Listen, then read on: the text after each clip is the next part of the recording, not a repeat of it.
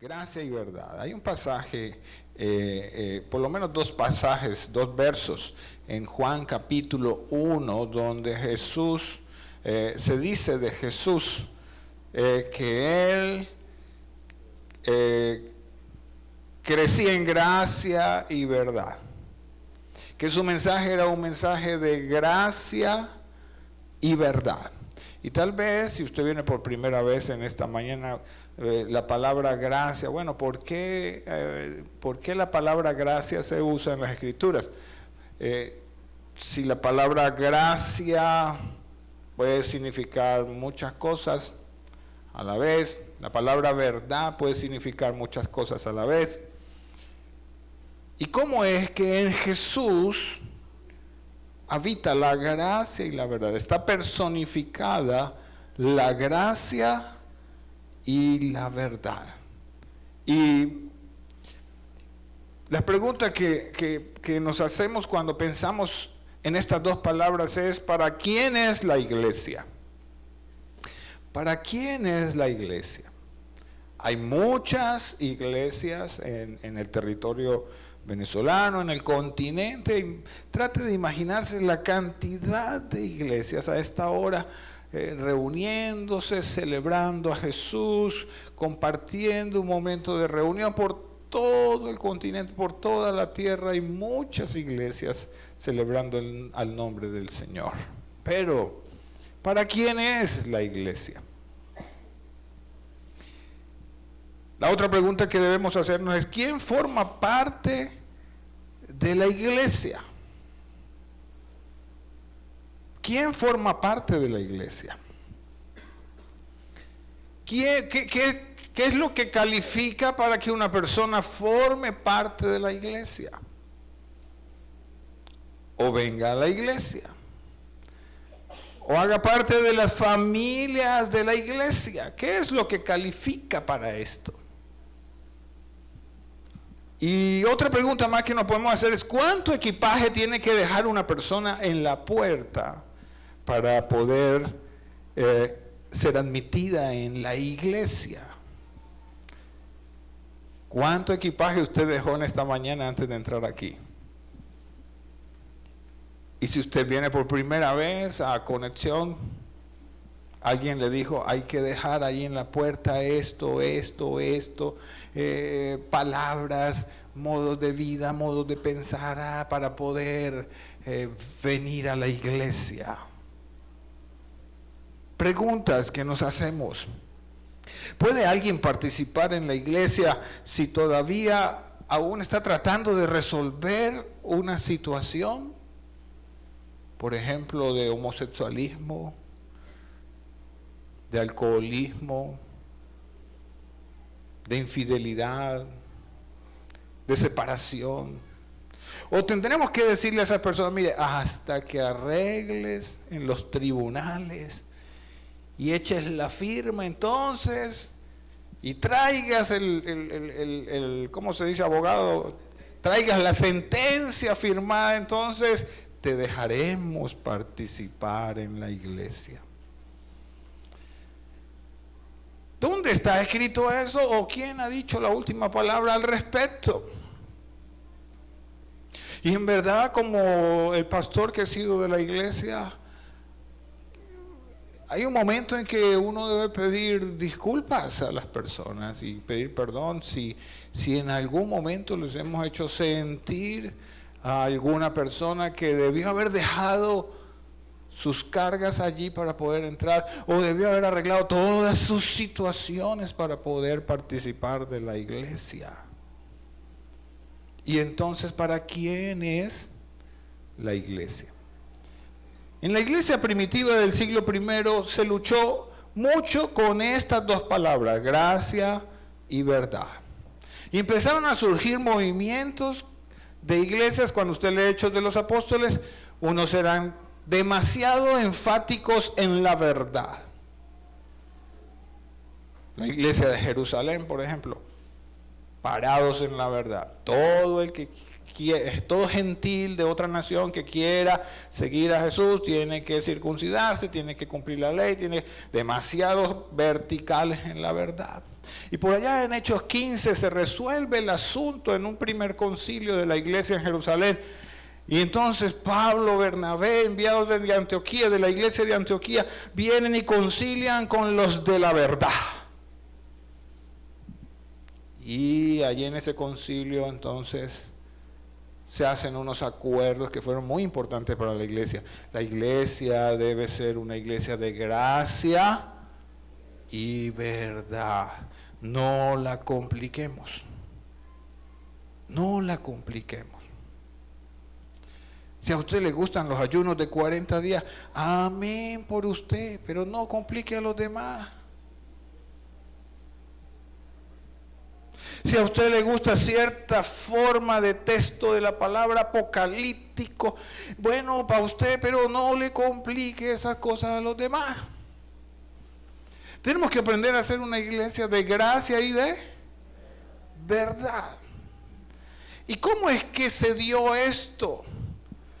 No dice ahí en Juan capítulo 1 que Jesús vino para equilibrar la gracia y la verdad. La gracia y la verdad nunca se equilibran.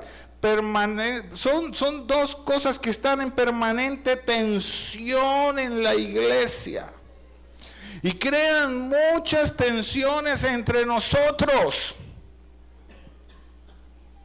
Y eso es la iglesia. Tenemos que estar permanentemente verificando si somos una iglesia de gracia y de verdad, o nos fuimos hacia la verdad y nos olvidamos de la gracia, o nos fuimos hacia la gracia y nos olvidamos de la verdad. Y estas dos palabras están en continua tensión.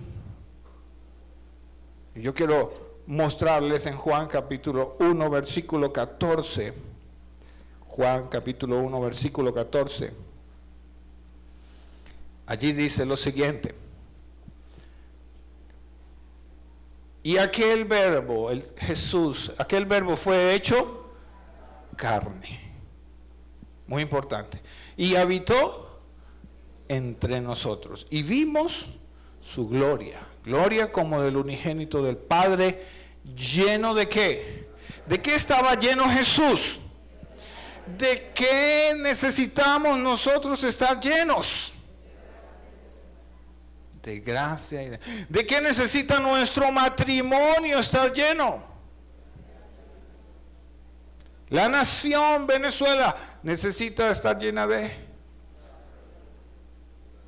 gracia y verdad. Un gobierno solo parado en la verdad y pierde la gracia, el pueblo va a sufrir. O muy agraciado y pierde la verdad, pueblo va a sufrir. Y aquel verbo se hizo carne y dice que nos habla de Jesús. Él estaba lleno de gracia y de verdad. El problema es cuando en una iglesia nosotros decidimos qué significa actuar como gente salva. ¿Y sabe cuál es mi trabajo como pastor? De tener a los hermanitos verdad. Y de tener a los hermanitos gracia y conciliar los dos en la cena del Señor. Pero pastor, ¿usted por qué puso a esa persona? Usted no sabe que esa persona es pecadora. El hermanito verdad. Bueno, puede que sea verdad. O sea, sí. Pero ¿y qué hacemos? ¿Sabe cómo trató Jesús a la mujer que había caído en el acto de adulterio? Que fue encontrada en un acto de adulterio y iba a ser apedreada. ¿Ha leído usted este pasaje de la palabra? Dice que cuando el Señor está allí con ella, le dice a los hombres que la iban a lapidar, bueno, el que esté libre, ¿de qué? Eso es verdad. El que esté libre de pecado, que tire la primera piedra. ¿Qué hicieron ellos? Dice que Jesús empezó a escribir así en la tierra. Pedro anda con Zoila y no es su mujer. Juan anda con Pepita y no es su mujer. Ellos saben, pienso yo, no, yo estoy exagerando. Una teología mía. Pero cuando Jesús toca a la mujer, le dice, bueno, no la tocó, sino que le habló, le dice, vete y no peques. Pero antes le dice algo. ¿Qué le dijo? ¿Cómo? Y a ti, ¿ves quién te condena? Ni yo te condeno, gracia. Ni yo te condeno, gracia. Vete y no peques más, verdad. ¿Era pecadora? Pero al pecador hay que darle la instrucción, no peques más. ¿Hay que tratar el asunto del pecado en la iglesia? Claro, con verdad, pero también con gracia. Que hay momentos en que un pastor debe decidir si una persona no debe congregarse más en la iglesia. Claro. Y hay que hacerlo con gracia y con verdad. Que hay que disciplinar en algún momento a alguna persona en la iglesia.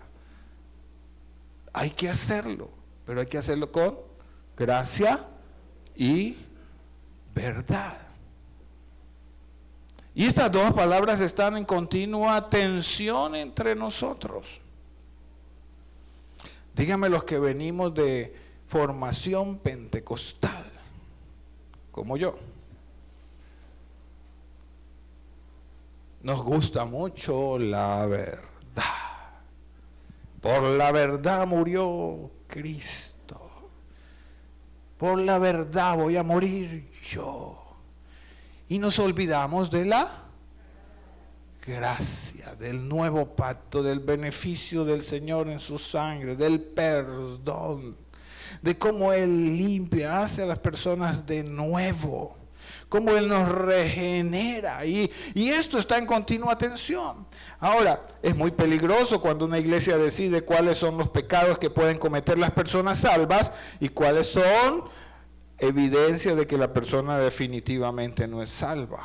Qué peligroso es tener listas de qué es lo que nos califica aquí a nosotros como salvos. Qué peligroso. ¡Wow! ¡Qué peligroso es esto! Ahora, lo raro es que las listas van cambiando con los años. Y peor cuando esas listas no coinciden con las escrituras del Nuevo Testamento. Por ejemplo, por allá en los años 70, desapareció de la lista de las iglesias cristianas el divorcio. Hasta los años 70, el que se divorciaba no podía pertenecer más a la iglesia. Pero de los 70 para acá, eres divorciado, bienvenido hermano, te amamos en el amor del Señor, Cristo te ama, ven. No hay problema. Por allá en los años 70 desapareció de la lista los matrimonios entre blancos, entre personas de distinta raza.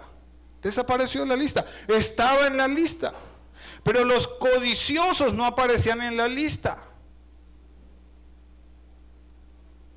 Y cuando nosotros categorizamos, estamos manoseando la gracia o estamos manoseando la verdad. El resultado de esas listas legalistas es que las personas pierden la libertad para hablar en la iglesia, se vuelven hipócritas. No pueden hablar de sus asuntos, no pueden hablar de sus fragilidades, no pueden hablar de sus problemas porque van a ser categorizados como pecador que ha perdido su salvación, por lo tanto no puedes pertenecer más a nuestro grupo de santos. Y ese es el legalismo. El legalismo lesiona la gracia. ¿Quién sale perdiendo? Sale perdiendo la iglesia. Pero también en el otro extremo están las iglesias que afirman que la iglesia es para todo el mundo. Entonces la iglesia es muy liberal. Como la iglesia es para todo el mundo, bienvenido todo el mundo a la iglesia, cualquier raspacupo, cualquier... bueno. Bienvenido a la iglesia cualquiera. No, tampoco. Entonces la gracia se estira a ver a cuántos podemos tener en la iglesia. Y entonces un grupo de líderes, de cristianos, un pastor, visionando su iglesia, dice, bueno, que vengan todos son bienvenidos a la casa del Señor. Y tampoco eso es así. Tampoco es verdad. El problema con este otro extremo es que hay que escoger y seleccionar cuáles partes del Nuevo Testamento uno quiere aceptar y cuáles no. Y la que sale perdiendo entonces es la verdad. ¿Hay que decirle al pecador que es pecador? ¿Hay que decírselo? ¿Hay que decirle que la puerta es estrecha para entrar en el reino? ¿Hay que decirle que hay que bautizarse y dar testimonio público de que se convirtió a Cristo? Claro, porque si no estaríamos sacrificando la verdad. No, yo vengo a la iglesia, pero pastor, yo quiero que mi dar pase desapercibido. Y yo vengo a la iglesia, pero yo no quiero que me ponga en nada por ahí. Yo no quiero comprometerme en nada. Yo solamente quiero asistir. Pero hay que decirle entonces a estas personas que la vida de fe es una vida de gracia y de verdad. Entonces la idea de que haya una verdad absoluta se vuelve incómoda en nuestro tiempo. Y hay una verdad absoluta que debe ser ministrada con gracia. Y lo que más incomoda a los sistemas de gobierno, los sistemas de pensamiento y los sistemas filosóficos de nuestro tiempo es que nosotros en la iglesia defendemos de que hay una verdad absoluta. No, acallemos a la iglesia, no nos conviene que la iglesia nos diga desde su mensaje cristocéntrico que hay verdades absolutas. Sí. No hay verdades relativas. Lo relativo se vuelve caos. ¿Y sabe por qué a las personas le incomoda la verdad cuando es absoluta? Porque si hay una manera correcta de hacer las cosas, entonces también hay una manera errónea. Y a nadie le gusta que le señalen que está del lado erróneo. Ay, papá. ¿A quién le gusta que le muestren una verdad y le digan, estás equivocado? Yo he equivocado. Estás pensando de cierta forma y frente a la verdad absoluta de Jesús estás equivocado. A los sistemas de gobierno humanos les convienen las verdades relativas porque entonces pueden controlar, manipular y pueden manosear a las personas a su antojo. Pero no les conviene en el mensaje de la iglesia, porque el mensaje de la iglesia siempre va a ser una verdad absoluta que te va a decir a tu conciencia, ¿estás bien o estás mal? No, yo puedo ser corrupto de a poquito. Pero en Jesús, ¿quién era Jesús para tener la autoridad de dar el mensaje que trajo a la tierra? ¿Lleno de gracia y de qué? ¿Lleno de gracia y de qué? Verdad. Y esto nos pone a pensar en Jesús. ¿Era Jesús una persona justa en su manera de actuar para los de la verdad? No.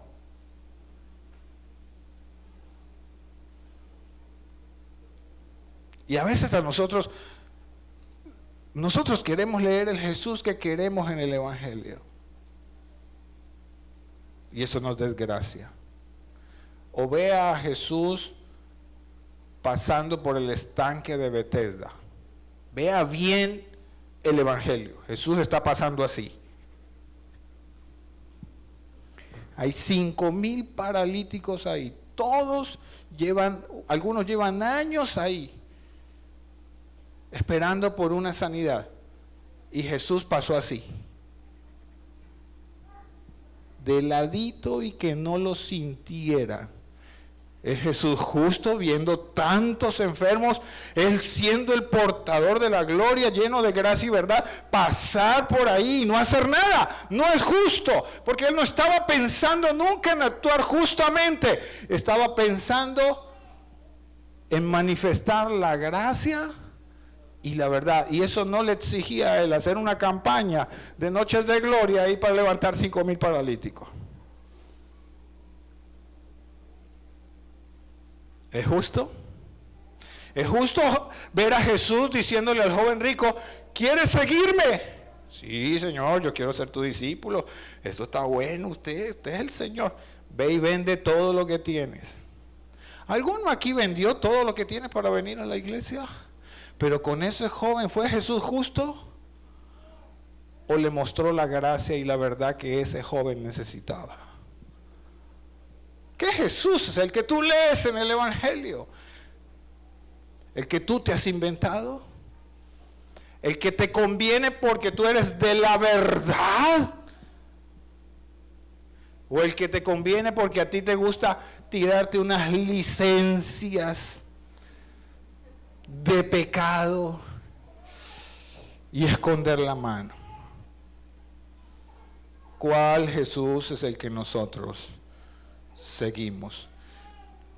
¿Es Jesús institucional? Yo no encuentro en el Evangelio un Jesús institucional, porque si Él hubiera sido institucional, tendría que habernos dejado a todos por fuera de la gracia. Tampoco la iglesia puede ser tan institucional, porque entonces nos volveríamos unos moralistas descomprometidos dentro de ella, que no podemos fallar, que no podemos errar, que no podemos decidir si quiero o no participar en esto o aquello. Entonces, ¿quién es Jesús? Juan 1:14 dice, lleno de gracia y verdad.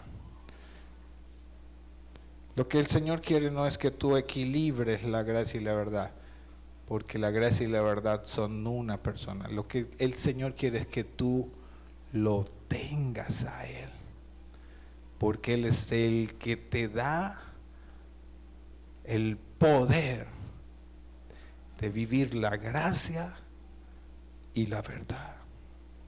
¿Complicado? Sí. Vamos a seguir teniendo tensiones dentro de la iglesia hasta que Jesús venga. ¿Van a seguir entrando por esta puerta los de la verdad? Sí, y los de la gracia también. ¿Y cuál es el trabajo del pastor? Vengamos a Jesús.